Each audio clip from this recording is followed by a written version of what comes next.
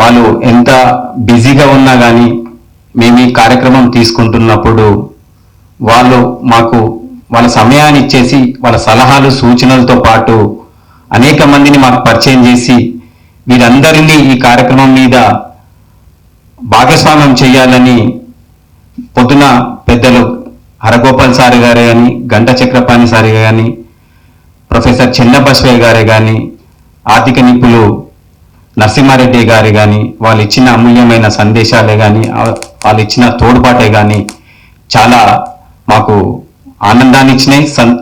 వాళ్ళు మమ్మల్ని ప్రోత్సహించిన విధానంలో కూడా మాకు ఒక స్ఫూర్తినిచ్చింది. అదేవిధంగా గత 15 రోజుల నుంచి మందకృష్ణ మాదిగన్న గారితో మా ప్రయాణం వర్గీకరణకు మద్దతుగా మేము చేస్తున్న కార్యక్రమంలో వారు చేస్తున్న పోరాట పటిమనే కానీ వారు ఈ తన జాతి కోసం ఉద్యమాన్ని తీర్చిదిద్దిన తీరే కానీ మాకు చాలా ఒక స్ఫూర్తినిచ్చింది. ఎందుకంటే ఒక 30 ఏళ్ల పాటు ఒక వ్యక్తి సుదీర్ఘమైన పోరాటం చేయడం అంటే చాలా అద్భుతమైన ప్రక్రియ. నాకు తెలిసి భవిష్యత్తులో ఏదైనా కేస్ స్టడీ ఉన్నా ఏదైనా థీసిస్ ఉన్నా కానీ వారి ఉద్యమాన్ని మనం ఒక పాఠంగా చేసుకోవడానికి కూడా ఒక ఆస్కారం ఉంటుంది. అది కూడా ప్రభుత్వాలే కానీ పాలకులు కానీ దాని మీద కూడా దృష్టి పెట్టాలి.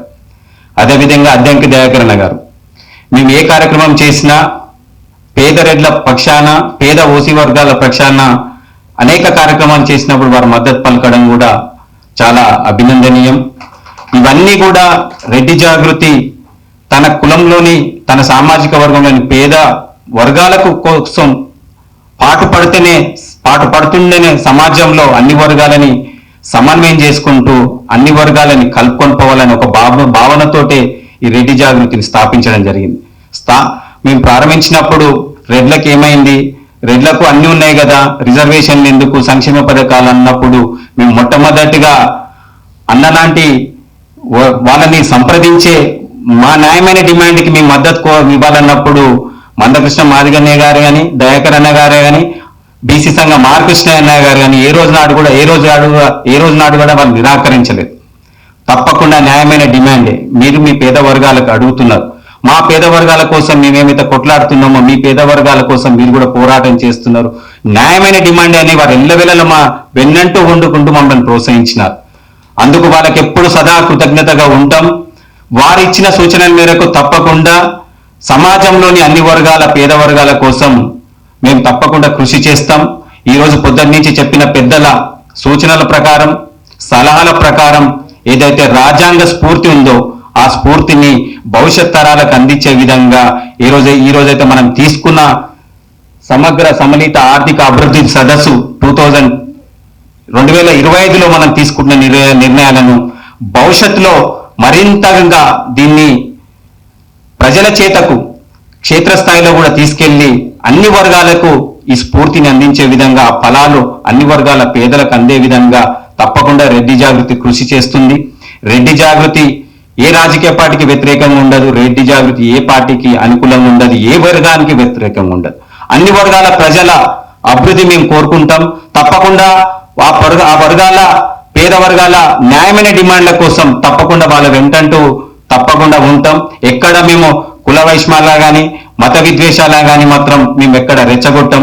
రెడ్డి జాగృతి అనేది ఒక జాతిని మేలుకొల్పు కోసం తమ జాతిలోని పేదరికం ఈ విధంగా ఉందని పాలకులకు ప్రభుత్వాలకు ఆ విధంగా తెలియజేయడానికే మేము రెడ్డి జాగృతి అనే పదాన్ని వాడుకొని ఈ రోజు మేము ఈ విధంగా మీ ముందుకు రావడం జరుగుతుంది. దయచేసి మనం సమాజంలో గ్రామీణ ప్రాంతం నుంచి పట్టణ ప్రాంతం వరకు అనేక వర్గాలతో మనం మమేకం అవ్వాల్సే మన పూర్వీకులు కూడా అదే విధంగా అన్ని వర్గాలని మమేకం చేసుకుంటూ రెడ్డి అంటే కులం కాదు అదొక గుణం అని చాటి చెప్పి నేటి వరకు కూడా అన్ని కులాల మన్నలను మనం పొందుతున్నాం. కాబట్టి అందరినీ గౌరవించుకుంటూ భవిష్యత్తులో ఏ వర్గం వాళ్ళకైనా ఏ బాధ వచ్చినా కూడా మనం కూడా అండగా ఉండాలని నేను గ్రామీణ ప్రాంతం నుంచి పట్నం ప్రాంతం వరకు ఉన్న రెడ్డి ఓసీ వర్గాలకు కూడా నేను ఈ వేదిక ద్వారా విజ్ఞప్తి చేస్తున్నాను. మనం అనుకున్నది సాధించాలంటే భవిష్యత్తులో అన్ని వర్గాలతో మనం మమేకమై పనిచేయాలి. మన న్యాయమైన డిమాండ్ల కోసం కూడా వారి మద్దతుని కోరుకోవడంలో మనం ముందు వరుసలో ఉండాలి.